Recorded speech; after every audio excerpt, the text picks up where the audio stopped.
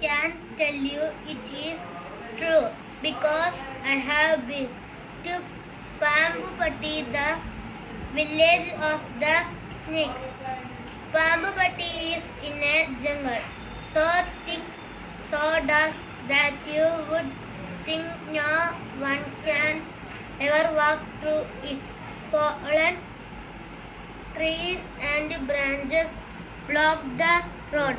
Vines and creepers with crow-hooked thorns spring at you, scratching your arms and legs. A few minutes of ducking and dodging, and you are ready to turn back.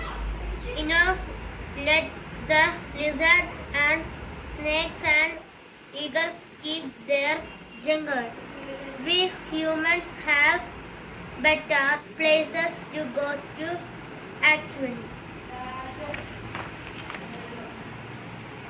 Pambupatti is on the edge of the jungle. It is on a cliff and the vast forest stretches below like a mossy green carpet. Eagles float on the air above, peering between the treetops for a rat or a snake to pounce on. Sometimes there is an ear-splitting crash as if a giant has put his foot on a tree and crushed it. Elephants maybe or bison, but no one in Pambupatti is frightened or these sounds. ആധിപത്യം അവന്റെ തോളിലിരിക്കും. അവന് അത്ഭുതമന്ത്രി, വീണാദൈവം, നിത്യപിതാവ്, സമാധാനപ്രഭു എന്ന് പേരിടുന്നു. അവന്റെ ആധിപത്യത്തിന്റെ വർധനയ്ക്കും സമാധാനത്തിനും അവസാനം ഉണ്ടാവില്ല.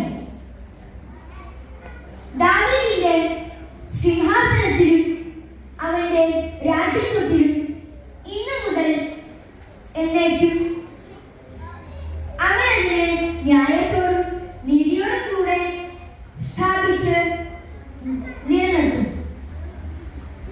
സൈന്യങ്ങളുടെ യഹോവയുടെ തീക്ഷ്ണത അതിനെ നിവർത്തിക്കും. ഇവിടെ ഒന്നാം പാഠഭാഗം അവസാനിച്ചു. Breath as she picked the flowers in the muddy little patch behind the house, or the evening when his mother got home from work, then his father. But the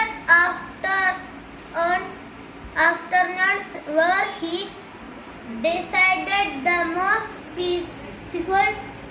His grandmother and he would lie side by side, the sun streaming in through the window into the quiet room.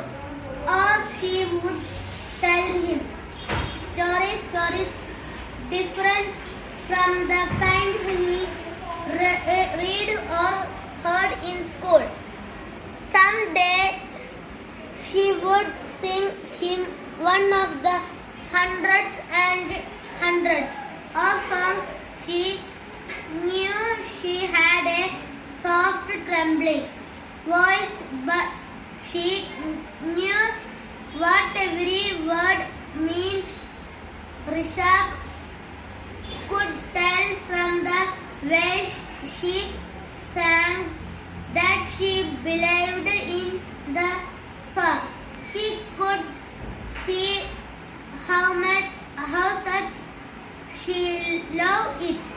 രണ്ടാം പാഠഭാഗം വിശുദ്ധ ലൂക്കോസ് എഴുതിയ സുവിശേഷം അധ്യായം 1 മുതൽ 14 വരെയുള്ള വാക്യങ്ങൾ.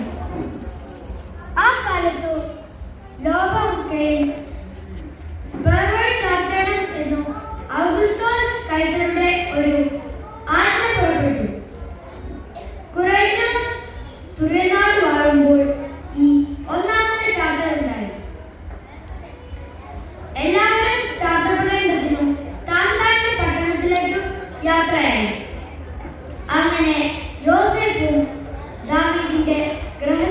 കുലത്തിനും ഉള്ളവൻ ആകൊണ്ട് തനിക്ക് വിവാഹം നിശ്ചയിച്ചിരുന്ന മറിയ എന്ന ഗർഭിണിയായ ഭാര്യയോടും കൂടെ ചാർത്തപ്പെടേണ്ടതിനു ഗലീലയിലെ നസറേത്ത് പട്ടണം വിട്ടു യഹൂദയിൽ ബേത്ലഹേം എന്ന ദാവീദിൻ പട്ടണത്തിലേക്ക് പോയി. അവർ അവിടെ ഇരിക്കുമ്പോൾ അവൾക്ക് പ്രസവത്തിനുള്ള കാലം തികഞ്ഞു. അവൾ ആദ്യജാതനായ മകനെ പ്രസവിച്ചു. ശീലകൾ ചുറ്റി വഴിയമ്പലത്തിൽ അവർക്ക് സ്ഥലം ഇല്ലായ്കയാൽ പശുത്തൊട്ടിയിൽ കിടത്തി. അന്ന് ആ പ്രദേശത്തു ഇടയന്മാർ രാത്രിയിൽ ആട്ടിൻകൂട്ടത്തെ കാവൽ പാർത്ത് വെളിയിൽ പാർത്തിരുന്നു.